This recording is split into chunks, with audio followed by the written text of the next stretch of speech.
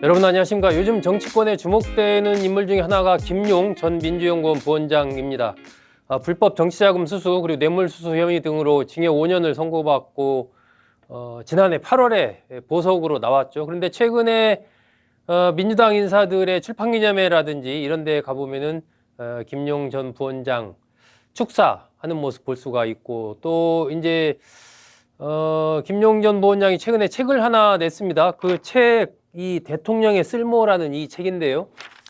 이 책 관련된 이제 출판 기념회를 서울, 경기, 대구 등 해서 이제 전국을 무대로 하고 있는 중입니다. 지난번에 서울에서 했을 때도 서울시장 출마 한 이 민주당 인사들이 거의 다 나왔었죠.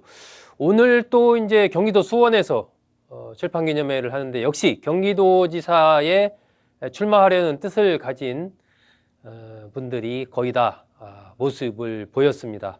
아무래도 이제 김용 전 부원장 국회의원도 아닌데 이렇게 지금 출판 기념회를 하는데 유력 인사들이 다 모인다. 결국 이재명 대통령과의 관계를 빼놓을 수가 없겠죠. 이재명 대통령이 김용 전 부원장을 내 분신과도 같은 사람이다 라고 이렇게 이야기하면서 이재명 대통령의 최측근 하면 김용 전 부원장, 정진상 전 정무조정실장, 김현지 제2부속실장, 대표적으로 이렇게 꼽을 수 있지 않습니까? 아마 이러한 정치적인 배경이 많은 유력 인사들이 지금 출판기념회에 모습을 보이는 이유가 아닌가, 그렇게 판단할 수가 있는 거죠. 자, 오늘 이 썸네일 제목에 김용 전 부원장 이재명에게 속았다, 이렇게 돼 있어가지고 여러분 이게 무슨 얘기인가 싶은 생각을 했을 겁니다. 김용 전 부원장의 인생 행로가 크게 바뀐 그러한 계기, 김 전 부원장이 자신의 책에다가 이렇게 써놨더라고요. 이재명 대통령에게 속았다, 물음표 딱 찍어서 이걸로 제목하면 되겠다, 제가 그렇게 생각을 했습니다. 자, 김용 전 부원장 1966년 서울 연세대 신학과를 졸업했습니다. 1992년에 학교를 졸업을 했는데, 졸업하고 나서 이제 KSTV라고요. 국내 최초의 이제 스포츠 케이블 TV입니다. 한국 스포츠 TV라는 그런 이름인데, 여기 제작국에서 한 4, 5년 정도 이 일을 했습니다. 그러다가 이제 구조조정이 되죠. 구조조정이 되면서 이 회사가 없어지는 상황이 되니까 이제 나와서 인터넷 붐이 일때입니다. 그때가. 그래서 이제 인터넷 광고 회사를 하게 됩니다. 쉽지는 않죠. 여러 가지 어려웠지만은 그래도 계속해서 이제 광고 회사를 운영하고 있는 와중에 2000년에 이제 결혼을 하게 됩니다. 소개팅으로 만나서 6개월 정도 사귀다가 결혼을 하게 되죠. 그러면서 이제 이게 쉽지 않은 사업이다 보니까 하면서 이제 아파트 리모델링 사업 쪽에 관심을 갖고 이 일을 하게 됩니다. 아파트 리모델링 추진연합회, 이게 이제 분당 쪽에 5개 시가 이제 연합해서 만드는 그런 추진연합회인데, 여기 이제 회장이 유동규 전 본부장이었죠. 여기에서 김 전 부원장은 총무를 맡습니다. 그러면서 이제 활동을 하게 되고, 이때 유동규를 만나게 되고 또 이재명 변호사를 만난 게 이때죠. 아무래도 이제 리모델링 관련된 활동을 하다 보면 지역에서 활동하는 시민 단체, 여러 인사들과 이제 만날 일이 많지 않겠습니까? 그때 이재명 대통령, 당시 이재명 변호사를 처음으로 만난 거죠. 첫 인상이 어땠는가에 대해서 김 전 부원장은 이렇게 기록을 했습니다. 똑똑하다, 뜨겁다, 열정이 넘쳤다, 용감했다. 이재명 대통령을 만났을 때 첫 인상이 이랬다는 겁니다. 그리고 이제 소통하는 법이 굉장히 인상적이었다라고 얘기를 하는데, 사람들이랑 이야기를 할 때 이렇게 하기로 했다, 목표가 이거다, 이렇게 가자, 이렇게 딱 이렇게 어떤 정해놓고 딱 드라이브를 하는 그런 스타일이 아니라, 어떤 사안에 대해서 굉장히 자세하고 구체적으로 이제 설명을 하면서, 또 그거의 법적 의미는 뭐고 우리가 이렇게 했을 때는 어떤 일이 발생할 수 있고, 이런 식으로 구체적으로 이렇게 소통을 하는 그것이 굉장히 인상적이었다. 그래서 많이 배웠다라는 거죠.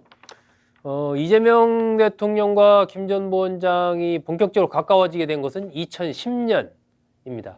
이때에 이제 김 전 부원장이 책에 이재명에 속았다라고 이제 기록한 이유가 이때 나오는 거죠. 이 아파트 리모델링 추진연합회의를 하다가 이재명 당시 이제 이재명 대통령은 분당갑 민주당의 지역위원장을 맡고 있을 때였습니다. 이재명 당시 위원장이 김 전 부원장, 당시는 이제 아파트 그 총무 맡고 있을 때였죠. 이렇게 얘기를 한 거죠. 한번 시의원을 나가보면 어떠냐. 이렇게 민주당 표가 있으니까 당선이 될 거다. 임해동 쪽 한번 나가보면 어떻겠느냐. 이렇게 이제 얘기를 한 겁니다. 이것이 이제 김 전 부원장의 인생을 완전히 크게 바꾼 계기가 됐던 거죠. 이재명 대통령도 이와 관련해서 2019년 김용 출판기념회 때 얘기를 한 적이 있습니다. 제가 차출했다고 보는 것이 맞을 것 같다.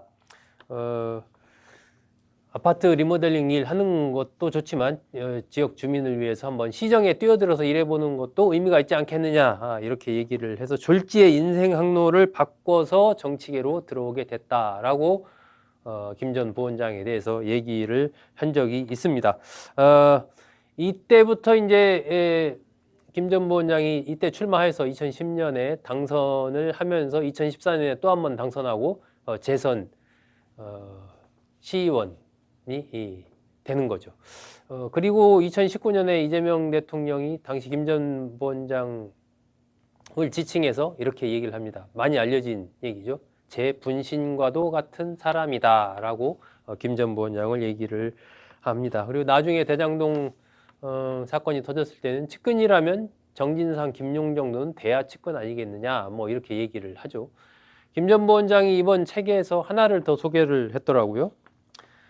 이 사람 몸에 저 있다라고 이재명 대통령이 얘기를 한 적이 있다라는 겁니다. 분신 같은 사람이라고 이제 이 대통령이 출판기념회에서 2019년에 얘기를 하고 나서 사회자가 두 사람이 얼마나 그럼 가까운지 확인하자라는 차원에서 뭐 이구동성 게임을 하자 뭐 이렇게 제안을 했는데 이 대통령이 굳이 그럴 필요 없다라고 얘기를 하면서 이 사람 몸에 저 있다 이렇게 얘기를 해서 좌중이 좀 폭소를 터뜨렸다는 겁니다. 그 정도로 좀 이제 가깝다, 정말로 나의 측근이다라고 이 대통령이 얘기를 했다라는 거죠. 김 전 부원장은 이런 이 대통령의 분신, 측근 이런 부분에 대해서 측근 맞다라고 하면서도 욕심 같아서는 동지면은 좋겠다 이렇게 얘기를 했습니다. 책에 그렇게 기록한 걸 제가 봤습니다. 자, 최근에 어쨌든 김 전 부원장 여러 가지로 활발한 활동을 하고 있습니다. 이게 보석 상태이기 때문에 보석 상태에서 이렇게 출판기념회를 열고 전국을 순회하고 하는 것이 맞느냐라는 그런 비판도 불거졌습니다. 김 전 부원장은 나는 이제 검찰의 탄압을 받아서 그렇게 된 거다라고 지금 주장을 하고 있죠. 어쨌든 이재명 대통령의 최측근 인물로 그렇게 평가받는 인물의 행보이기 때문에 이것이 경우에 따라서는 이 대통령에게 부담이 될 수도 있을 것 같습니다. 네, 오늘은 김 전 부원장, 나는 이재명 대통령에게 속았다? 이게 무슨 말인가? 라는 테마로 해서 김 전 부원장이 최근에 낸 책 대통령의 쓸모에 나와 있는 걸 참고로 해서 여러분께 말씀드렸습니다. 여러분 고맙습니다.